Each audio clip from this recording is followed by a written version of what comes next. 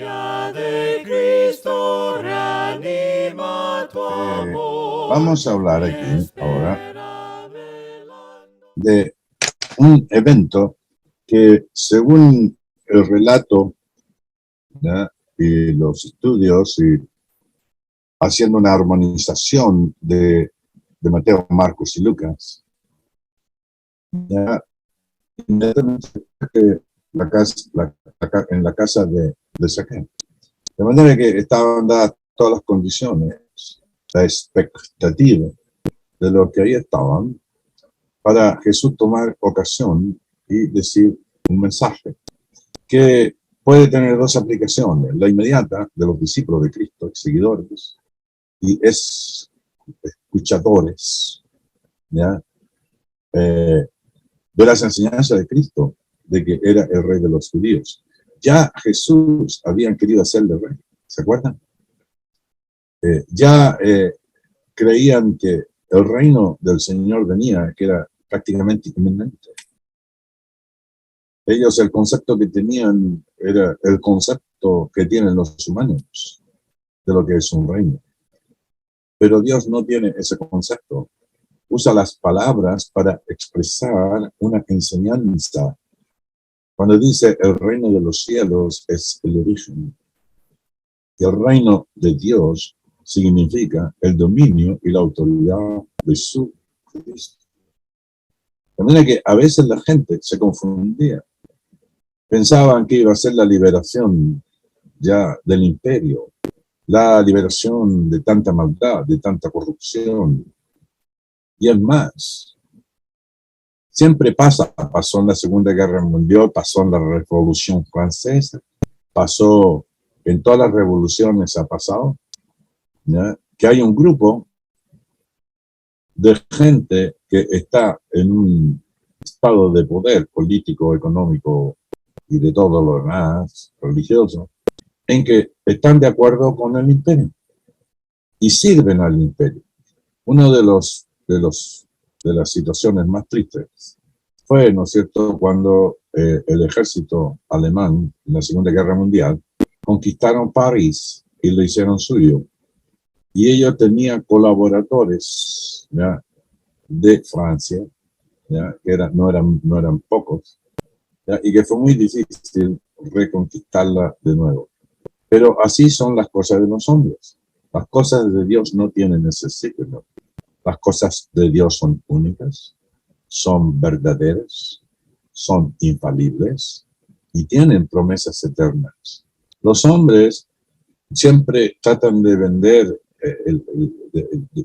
de asusar a la gente, de prometerles cosas que ellos no pueden o que no pueden alcanzar, y apelan al sentimiento, a la cosa humana, al hombre visceral, nunca al hombre espiritual. Yo no he oído en los últimos 5 años, yo nunca he oído a un político, bueno, en muchos más años, pero en los últimos 5 años, hablar, ¿verdad?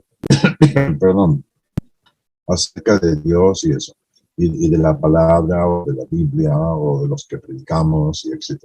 Aunque dentro de la cristiandad hay una variedad de pensamientos y cosas y de objetivos, unos muy loables, pero erróneos en cuanto al alcance final, pero no dejan de tener valor también, ¿verdad? Y tenemos que orar por esas personas para que cuando lleguemos a ellos podamos usar los argumentos, ¿ya?, y la sabiduría que Dios nos da para que esa persona tenga la oportunidad de ver la verdad de Dios. Bueno, a Jesús le pasó algo semejante. Jesús se enfrentó a personas que sí creían en Dios, que sí tenían fe en Dios, que sí trataban, qué sé yo, de hacer, algunos muy apegados a las Escrituras y otros no, por conveniencias políticas, por arreglos sociales, por negocios, por lo que fuera. Bueno, sin embargo, Jesús lo único que quiso hacer es corregir a aquellas personas. No les dije, mire, ustedes tienen que dejar de creer en Dios, ¿no? Jesús predicó a gente que sí creía en Dios, pero que estaban equivocados. Y cuando ellos se dieron que estaban equivocados, quisieron hacer lo correcto. Y eso es lo que nosotros tenemos que tratar de lograr dentro de la cristiandad, con las personas que tenemos la oportunidad de hablar con ellos. No entrar en un debate estéril, sino que simplemente decir, mira, yo tengo otra visión de esto. ¿Qué te parece si conversamos sobre una cosa bien puntual?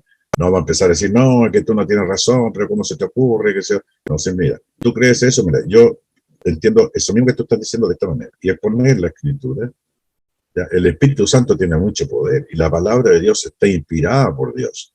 De manera que lo que uno diga, citando la palabra de Dios, va a tener que hacer mella en un corazón bueno y sincero. Y si esa persona es honesta, va a llegar a conocer la verdad como Dios quiere que sea conocida. De manera que Jesús vio eso, vio en la gente que como que se están adelantando a una cosa, como que algunos querían algún puesto, algún lugar. La madre de Jacobo y de Juan le dice, Señor, cuando venga en tu reino, permite que un hombre, dice, uno de mis hijos esté a tu derecha, el otro a tu izquierda. Tú no sabes lo que pide mujer. El que quiere tener el primer lugar en mi reino tiene que ser el servidor de todos.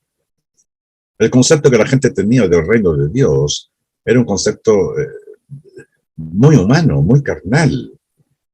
Cuando empezaron a hablar de la espiritualidad, de las promesas eternas y todo lo demás, como que se empezó a desvanecer eso, ¿verdad? Y ya muchos volvieron atrás.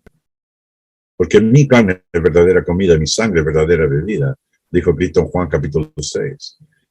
Entonces luego cuando reaccionaron la gente, le dicen a Jesús los apóstoles, oye, los que estaban ahí escuchando contigo ya no te siguen, ya no vienen. Dice, no, dice, bueno, si no quieren venir, ellos tienen han tomado su decisión.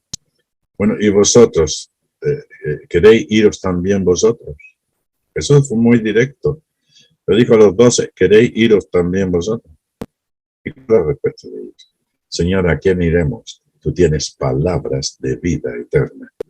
Por eso seguimos a Cristo, porque tiene palabras de vida eterna. Bueno, aquí vamos a ver unos versículos del 11 al 27. Lo vamos a leer primero, poniendo énfasis en las palabras y haciendo una buena lectura. La primera comprensión que uno tiene de un texto literario es su buena lectura.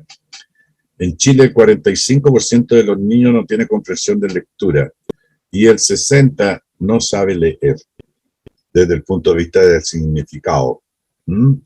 Por eso nosotros hablamos sipo, nopo. Una vez una hermana americana dijo que el chileno hablaba muy distinto y que le llamó mucho la atención palabras que ella nunca encontró en el diccionario, ¿ya? Y que el chileno era muy indeciso porque decía sipo, nopo, y que sipo y nopo no estaban en el diccionario. Ella lo buscó pensando que, bueno, pues como yo soy ignorante de la lengua española, a ver qué es lo que era. Y así es. Así que vamos a hacer una buena lectura dentro de lo posible. Dice, oyendo ellos estas cosas en la casa ¿cómo se llama? De saqueo, prosiguió Jesús y dijo una parábola, por cuanto estaba cerca de Jerusalén y ellos pensaban que el reino de Dios se manifestaría inmediatamente. Eso nos va a poner en el contexto del relato, ¿ya? Y de la parábola de Cristo. Fíjense ustedes que nunca tenemos que sacar el texto, las palabras de su contexto. Esta es la introducción que hace Lucas. Lucas era un profesional de la salud, era un médico, ¿ya? Y él había investigado todas las cosas de su origen y la investigó por labios, por orden, las escribió.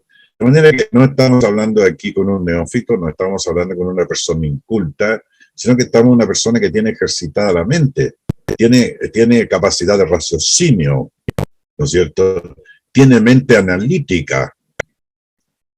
De manera que cuando él hace el relato, dice que por cuanto estaba cerca de Jerusalén, y ellos pensaban que el reino de Dios se manifestaría inmediatamente. Ya, con eso en mente, vamos a seguir leyendo. Dijo Jesús, pues, un hombre noble se fue a un país lejano para recibir un reino y volver. Y llamando a 10 siervos suyos, les dio 10 minas. Y les dijo, negociad entre tanto que venga. Pero sus conciudadanos le aborrecían y enviaron tras él una embajada diciendo, no queremos que éste reine sobre nosotros. Aconteció que vuelto él, después de recibir el reino, mandó llamar ante él a aquellos siervos a los cuales había dado el dinero para saber lo que había negociado cada uno. Vino el primero diciendo, Señor, tu mina ha ganado 10 minas. Él le dijo, está bien, buen siervo, por cuanto en lo poco has sido fiel, tendrás autoridad sobre 10 ciudades. Vino otro diciendo, Señor, tu mina ha producido 5 minas. Y también a este dijo, tú también sé sobre 5 ciudades. Vino otro diciendo, Señor, aquí está tu mina, lo cual he tenido guardada en un pañuelo. Porque tú venías de ti, por cuanto eres hombre severo, que tomas lo que no pusiste y ciegas lo que no sembraste. Entonces él le dijo, mal siervo, por tu propia boca te juzgo. ¿Sabías que yo era hombre severo? Que tomo lo que no puse, que ciego lo que no sembré. ¿Por qué, pues, no pusiste mi dinero en el banco para que al volver yo lo hubiera recibido con los intereses? Dijo a los que estaban presentes, quitadle la mina y dadla al que tiene las 10 minas. Ellos le dijeron, Señor, tiene 10 minas. Pues yo os digo que a todo el que tiene se le dará, mas el que no tiene, aún lo que tiene se le quitará. Y también a aquellos mis amigos que no querían que yo reinase sobre ellos, tráelos acá y decapitarlos delante de mí. Ay, ay, ay. Parece una parábola muy difícil. Se parece mucho a los, ¿cómo se llama? A la parábola, ¿verdad?, de los talentos. Pero aquí, en los talentos está hablando, ¿verdad?, de las capacidades que tienen las personas para desarrollarse, ¿verdad?, en el reino de Dios. Y las minas significan lo que ellos tienen para que esa riqueza que ellos tienen se multiplique, ¿verdad?, y tal. Pero, hermanos queridos, vamos a entender tal como comenzó. Dice, y ellos pensaban que el reino de Dios se manifestaría inmediatamente. Fíjense ustedes de que el otro día estuve yo investigando que en los últimos 400 años ha habido una centena de individuos de toda raza, de toda nacionalidad, de todo idioma, de toda cultura, de toda religión. La venida de Jesucristo es inminente. Hay dos personajes que son muy prominentes, ¿verdad?, dentro de la cristiandad. Uno se llama William Millard, ¿ya?, y el otro se llamaba ya José F. Rutherford y el señor Russell, Althusser Russell. Ellos estaban en el siglo XIX, 1800 y fracción, en ese afán, ¿verdad?, de restaurar y que venía Cristo y que el Armagedón y que el milenio, que qué sé yo, y que va a venir Cristo y que viene porque la profecía de Daniel, la profecía de las 70 semanas, etc. Empezaron a hacer ahí una especulación tremenda. Pero como no se ponía de acuerdo el señor William Miller, que surgió con la Iglesia Adventista del Séptimo Día, que el señor Charles Taze Russell, que surgió con la Watchtower, que más tarde se llamaron Testigos de Jehová, porque no se llamaban así, hasta 1931 se llamaban estudiantes bíblicos, ¿ya? Y entonces se abrieron, uno fundó una organización religiosa, el otro otra porque no estaban de acuerdo.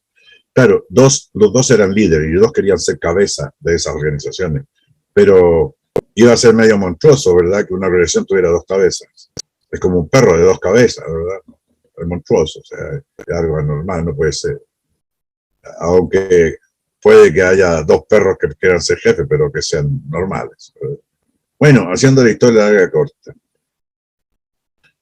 ellos son los más prominentes, pero ha habido otros que siempre han pronosticado que el mapa azteca, perdón, que el calendario azteca, que el calendario maya, que el calendario mapuche, que el calendario, qué sé yo, copto, que el calendario, no sé, de los árabes, de los islámicos y qué sé yo, etcétera, y otras cosas más.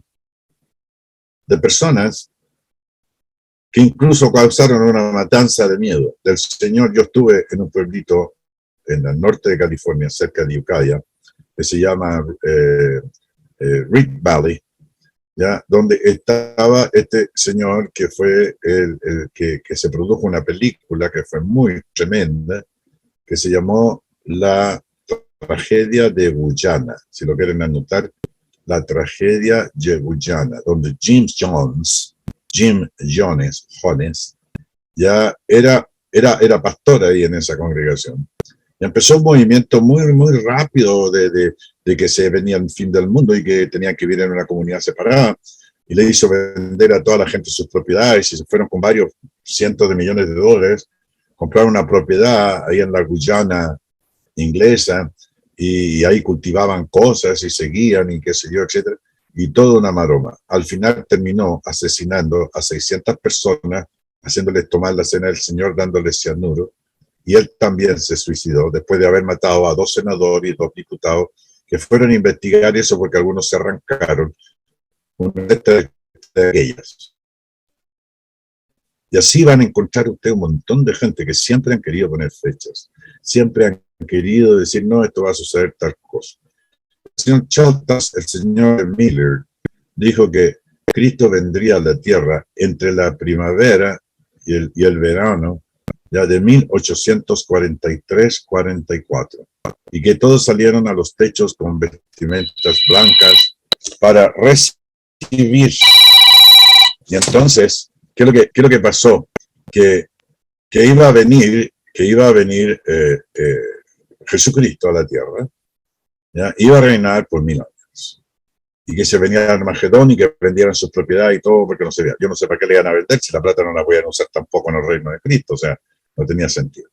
Entonces fue un fracaso total. Entonces luego aparece una mujer, este señor Miller, no esposa de él, sino que miembro de su secta, ¿ya? Donde dice que ella empieza a conversar con el Señor Jesús. Y le aparecía a Cristo, llegaba hasta el trono de Cristo mismo. Y ella escribió varios libros, ¿ya? Los primeros escritos, que son un libro, según ella, inspirado por Dios, donde están los pensamientos y doctrinas de ellos, ¿ya? El deseado de todas las edades, otro libro, ¿ya? Y el conflicto de los siglos, otro libro grandote. Pero ahí no quedó todo, sino que dijo, no, es que el hermano Miller se equivocó en cuanto que vino espiritualmente. Bueno, y así empezaron. Y luego los otros empezaron con la misma cosa que en 1914, cuando fue la Primera Guerra Mundial, que sí iba a venir Cristo a la tierra, y Cristo nunca vino. Y luego el señor J.F. Rutherford, que fue el seguidor de Charles Russell, de los testigos, testigo entre comillas, ¿verdad? Bueno, testigo de su doctrina, claro, dijo ya que Cristo vendría, que no pasaría esta generación hasta que Cristo estableciera su reino en la tierra. Esta generación. Escribió un libro de casi 250 páginas que se llama Millones que ahora viven no morirán jamás. Y ahí está, y ya lo sacaron. Ya no está en circulación porque resulta que el hermano José se equivocó. Bueno, y todos los que murieron poniendo la esperanza en esa mentira, ¿quién se hace cargo? Bueno, así es la especulación cuando la gente no respeta la palabra de Dios. Empiezan con las tonterías. ¿Y a quiénes cautivan? Cautivan a los ignorantes, a los indoctos, a las personas que tienen un perfil psicológico parecido, son muy emocionales, les gusta poco estudiar, no hacen trabajar su cerebro, dejan que otros piensen por ellos cuando nosotros tenemos que pensar por sí mismos. Yo les digo a ustedes que se tienen que comer el libro, todos los que están ahí. Y aquí estamos de buena voluntad y yo me siento muy grato con todos ustedes y Dios quiera que podamos seguir todo el tiempo que el Señor nos dé en esta tierra compartiendo la palabra. Pero nosotros no somos nada, somos todos iguales. Yo lo he dicho antes, ¿ya? Somos todos iguales, que te dicen, no, pero usted que hay hermanos que tienen un poquito más de entendimiento. Bueno, es por distintas razones, por experiencia, por años, por estudio, por lo que sea. Pero hay en la iglesia del Señor no hay jefes, ni hay hermanos superiores, sino que hay hermanos que sirven la causa de Cristo, servidores de sus hermanos. Y hay una frase en latín que se dice primus inter pares. Primus inter pares significa primero entre sus iguales. Hay hermanos que nos llevan la delantera por muchas razones, las que ustedes quieran. pero no son jefes, ni son los que dictan ya como si fueran miembros colegiados para la doctrina de la fe en el colegio catedralicio de la Iglesia Católica Apostólica y Romana, con el Papa como cabeza. No, señor. No, señor. Aquí nadie nació con una estrella en la frente. Entonces, yo estoy diciendo todo esto porque es pertinente. Hoy día anda mucha gente diciendo, no, es que el agua, que mira cómo está la sociedad, y que la sociedad está así, cuando la gente se vuelve la espalda de Dios. No significa que eso significa que va a venir Cristo. Cristo puede venir en cualquier momento, pero eso no es una señal, es una señal de la maldad, de la inmoralidad y del pecado. La gente no quiere hablar del pecado. El pecado es cuando tú, es una palabra en griego que significa que fallaste el blanco, diste fuera del blanco, no apuntaste en nada. Entonces, tienes que entrenarte para volver otra vez al target, darle al disco donde tú le tienes que dar. ¿Me entienden? De manera que, cuando dice que ellos pensaban que el reino de Dios se manifestaría inmediatamente, entonces el Señor habla de esta palabra, y eso es lo que quiere decir. Eso es lo que quiere decir. Eso es lo que quiere decir. Por ejemplo, termina hablando aquí en el versículo 24, y dijo a los que estaban presentes, ya, quitarle la mina y darle al que tiene las 10 minas. Y ellos le dijeron, Señor, que 10 minas. Pues yo os digo, dice Cristo, que todo el que tiene se le dará, mas al que no tiene aún lo que tiene se le quitará. Y mientras aquellos, mis enemigos, o sea, era esa diferencia, está hablando a sus discípulos, y luego está hablando a sus enemigos. ¿A quiénes? Bueno, veamos.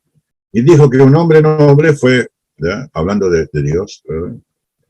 Que en el caso de Jesucristo, ¿verdad? Que escoge gente. Esa gente tiene que luchar, que tiene que trabajar, que tienen un compromiso, que tienen una responsabilidad. Y a esas personas Dios le ha asignado responsabilidad. Como en el caso de los cristianos, de manera que no se hagan ilusión ustedes que el reino de Dios se manifestará inmediatamente. Recordemos nosotros, ya, que cuando el Señor le dice en Lucas, en Juan o en Lucas capítulo 3, capítulo 2, capítulo 3, o Lucas 3, 3, algo así, por ahí está, donde dice, y vino palabra de Dios a Juan. Vino palabra de Dios a Juan. Entonces, Juan era un profeta, era reconocido como un profeta, un hombre santo, bueno, dedicado a Dios, entregado completamente. No tenía propiedades, no tenía mucha ropa, vivía, era un anacoreta, vivía en las cuevas, etcétera. Era una persona honesta, era soltero, no tenía hijos, no tenía bienes. El único compromiso que él tenía era con Dios. Y fíjese usted que murió por la causa que predicó. Hay mucha similitud entre Juan el Bautista y Cristo. Algún día ustedes van a recibir de mí, bueno, ya lo he hecho, algunos hermanos ya conocen eso, una comparación entre Juan y Jesús. Pero bueno, pero no nos desviemos. ¿Ya? Y dice que vino palabra de Dios a Juan. ¿Y cuál es la que predicaba Juan? Arrepentíos porque el reino de los cielos se ha acercado. ¿Qué reino? Luego Jesucristo predicó, arrepentidos porque el reino de los cielos se ha acercado. Los 12 predicaron, arrepentidos porque el reino de los cielos se ha acercado. Los 70 predicaron, arrepentidos porque el reino de los cielos se ha acercado. ¿Qué reino? ¿El reino de los hombres? No, el reino de los cielos es el dominio y la autoridad de Cristo. Se acerca. Y tomaron 13, 18 meses, 20 meses, 36 meses, lo que fuera necesario, para que se manifestara eso. Y en el intentante ustedes, se les ha asignado esta responsabilidad. Y ustedes tienen que responder a esa responsabilidad. ¿Ya? Y no significa que el Señor no va a demandar de nadie. Escuchen bien, por favor. El Señor no va a demandar de nadie más de lo que es capaz de hacer. Sin embargo, va a demandar el 100% de su responsabilidad. ¿Entienden? Ah, no, que lo haga fulano porque sabe más. No, que tenga más experiencia. No, porque ya fue más a la escuela que yo. No. El Señor, nadie tiene excusa delante de Dios. Porque tú no te vas a poder escudar en las carencias que tú tengas. Sin embargo, de las que tú tienes, Dios quiere el 100% de esas. Nadie puede escapar. Dios no quiere medias lunas, Dios no quiere medias cosas. Él quiere el 100% del compromiso de cada uno de nosotros. Pero bueno, algunos respondieron, otros no, y así va a ser siempre. Pareciera, ¿verdad?, de que esta gente aquí en la presencia misma de Cristo tiene que haber sido algo extraordinario. O sea, a nosotros nos causa algo extraordinario y el hecho de que no estamos presentes solamente por el relato que tenemos y las verdades que encierran y cómo hemos estudiado la palabra de Dios hace crecer nuestra fe. Porque dice la palabra de Dios, de que la fe viene por el oír y el oír por la palabra de Dios. Al tercero le dice, quiero aclarar esto porque a veces eso está un poquito de dificultad y confunde a la gente. Es simplemente una manera de hablar, es un lenguaje coloquial que está basado en la cultura del pueblo de Israel. ¿Ya?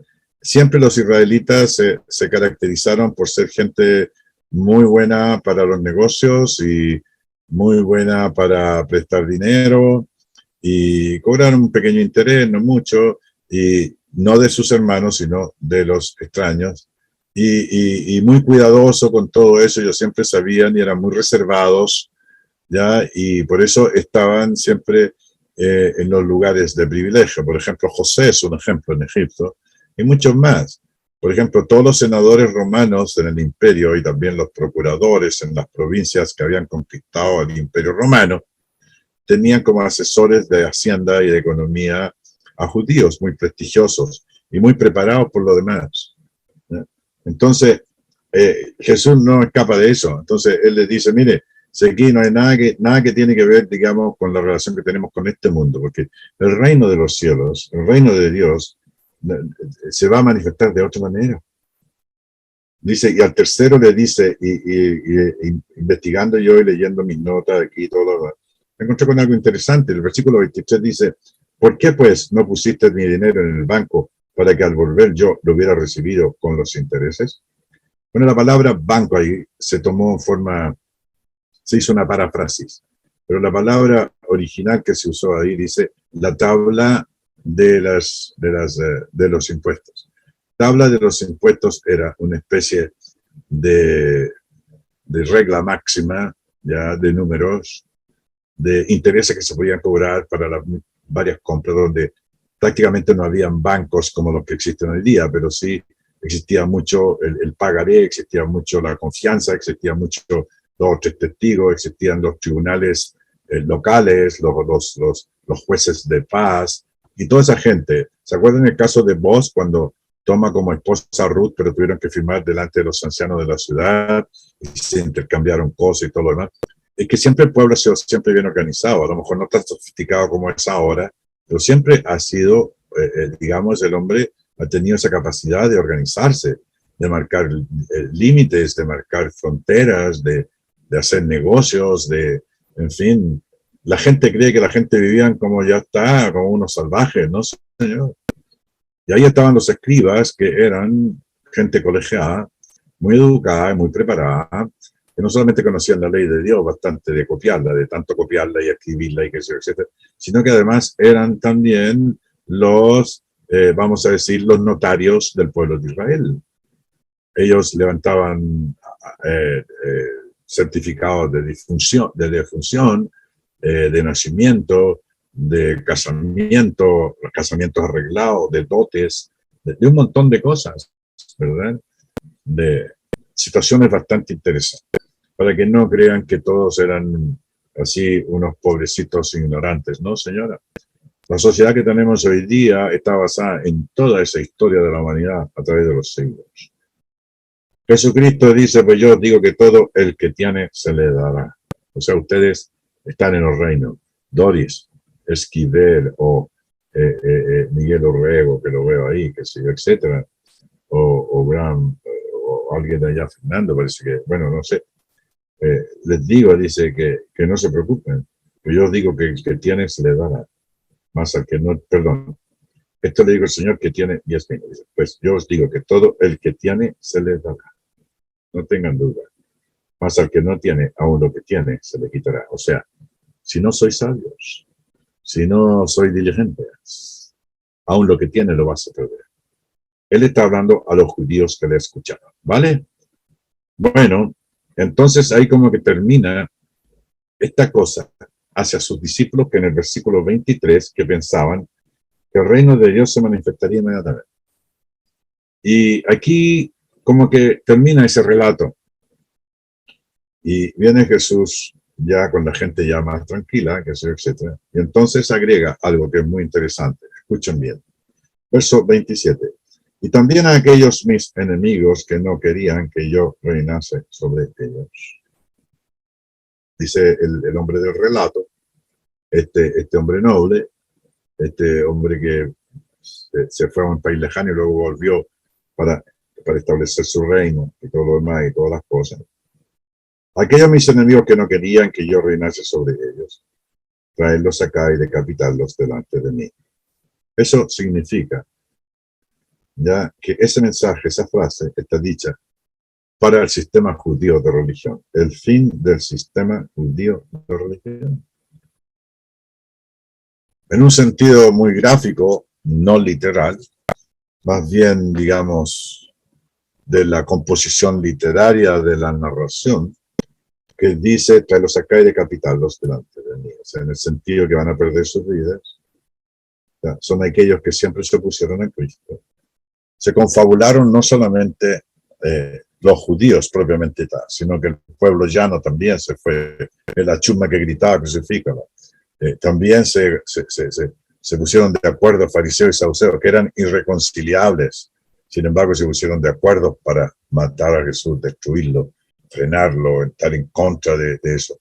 Porque Jesús estaba demandando, ya estaba desenmascarando toda la hipocresía, toda la maldad, cuando les dice que vosotros sois los que matáis a los hijos, sois hijos de los que mataron a los profetas. Uy, eso les rabiaba a la gente y le odiaban a Cristo y todo eso. ¿Ya? Dice, vosotros matáis a los otros y qué sé yo, etcétera y tal, y que sois sepulcros blanqueados, que por dentro estáis llenos de huesos de muertos, de inmundicia, víboras venenosas. Imagínense ustedes cómo estaría esa gente. Pero se colocaron todos. Entonces estaba toda la armatoste política, religiosa, el Sanedrín judío, la familia sacerdote, del sumo sacerdote, que también tenía un poder, el jefe de la guardia del templo, eran como partidos, ¿verdad? Políticos, y unos entre sí se odiaban y había componendas y todo lo demás, etc. Incluso eran tan divididos que se sentaban separados y había problemas entre ellos y disensiones. Uno era más conservador, los otros eran más liberales. Muy parecido como es hoy día la política en el mundo.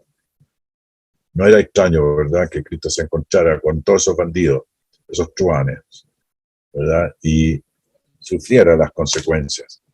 ¿Por qué, hermano? Porque el mundo está enfermo por causa del pecado, enfermo moral y espiritualmente.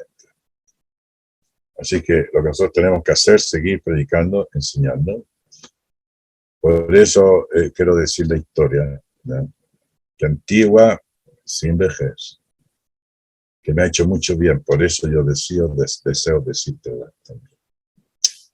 Bueno, que el Señor les bendiga. Gracias por su fina atención.